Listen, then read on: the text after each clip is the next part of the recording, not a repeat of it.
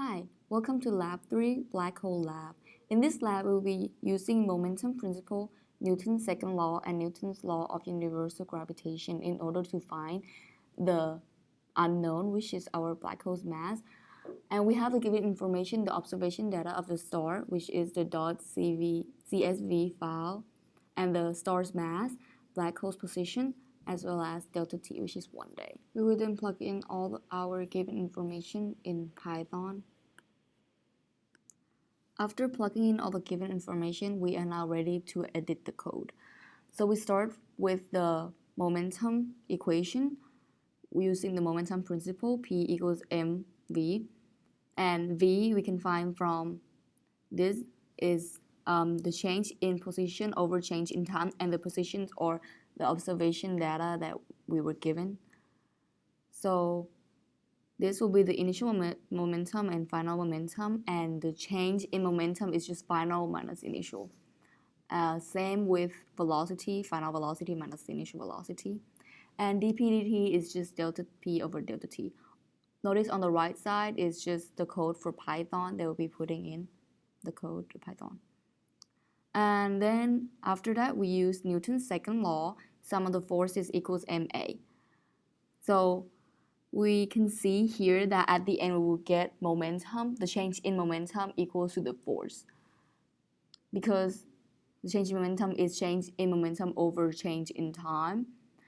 And we will get mv, so m times change in velocity over change in time. That's acceleration. That will become ma, and that's just net force. Therefore, net force is dp dt. We will then need to find dp dt parallel and dp dt perpendicular, and in order to do that, we can use the concept of vectors, which is p, the vector p, or any kind of vector equals its magnitude times its direction. So we want to find dp dt parallel, which is going to be the magnitude of p dt times its direction. And the p hat, its direction, will be this equation, which is derived from this equation. So the mag p dt will just be the change in magnitude of momentum dt. And of course, dp dt parallel will be f net parallel, just like what we discussed earlier right here, the Newton's second law. Also, we do the same with dp dt perpendicular, same concept. We now have all the information we need to find the black hole's mass.